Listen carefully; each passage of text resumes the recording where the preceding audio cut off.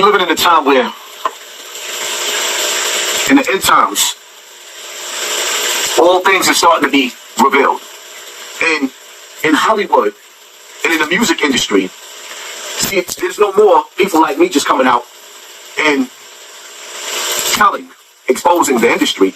Now you got guys like Cat Williams. You already had your Jaguar rights, Orlando Browns, and we're going to get to Orlando Brown because y'all like to play like that dude is crazy. But what happened to him made him crazy. So now, the truth shall come to the light. Shall we begin? Maino always has something to say. He's always has something to say. So I'm going to let y'all listen to what Maino have to say. Now, the problem with Maino is he doesn't put an address on it. And sometimes when he say things, people will send me his message because he never puts an address on it. He's always talking indirect. So let's hear what Maino has to say. Why is it that the people with the most minimum amount of motion always got the most to say? Always. It's the people with less going on than you throwing the biggest rocks. You look at some of these pages, you be like, you cannot possibly be talking. You're not even eligible to be having an opinion. Because the true fact is this, when you really got shit going on, you really got motion, you really out here trying to be something, you ain't got time to be worried about nobody else. You ain't got time to try to find fault in nobody else. There's fault in everything, you know? Most of these people, they really find fault in themselves. They look in the mirror, there's something about them that they don't like. This is why they try to find fault in others. So you ain't supposed to speak about it. So keep it hanging. Get on your job. See, Maino, let me break it down to you, right? Because you don't say what's on your mind and get it off your chest and you beat around the bush like you some little girl, instead of you being exact on what you're talking about, you leave it to our imaginations. So me, I'm starting to feel like you're really upset because the industry is starting to be exposed for the feminine ways that you dudes is participating in. And now that, because when you sit up there and you say, you're looking at some of these pages, we looking at you the same way, Maino.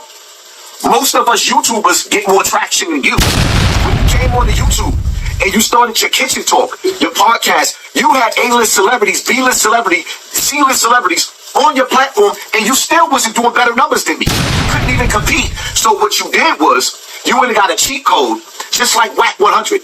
He had Whack 100, his 100 squad on YouTube. It failed. So he went to No Jumper, and you went to the radio station with Angela Yee because you didn't have no traction. As a matter of fact, in the rap game, the last hit you had was 20 years ago, my nigga. And because you wasn't having no more traction, you decided to form a group with niggas that was already winning. Jim Jones, who has dope music, but it ain't selling. Fabulous, who's an A-lister, who is one of the dopest MCs that ain't selling. Fabulous, right. So Fab actually partied with Diddy. After Diddy came on to him in front of the whole world on Drake Champs. We all saw it. Fab went and partied with him. And then Jim Jones decided to rip the runway and strut down the runway in his purple blouse. And people are starting to look now because the eyes are being opened to the industry. And now people are in your DM, are they talking in the block? The streets is talking. The streets is talking. And instead of y'all really sitting up there, instead of y'all sitting up there saying to these young boys, yo, if you're going to come into the industry, it's going to be some booty bandits up in this BI. You're not saying that. Y'all not giving these little kids warning. Y'all know what's headed for them. Y'all know what's hitting for them coming to this industry, and you ain't saying nothing. The problem is you trying to silence the people that's saying something. Because all y'all looking bad. Man, let me ask you something. Would you allow your son to be in the industry? Would you allow your son, your little man's to party with Diddy? Would you allow your little man's to go to Chris Stokes' house? Stop acting like we don't have a message. You heard about the rumors with B2K? You see Marcus Houston married his little girl wife?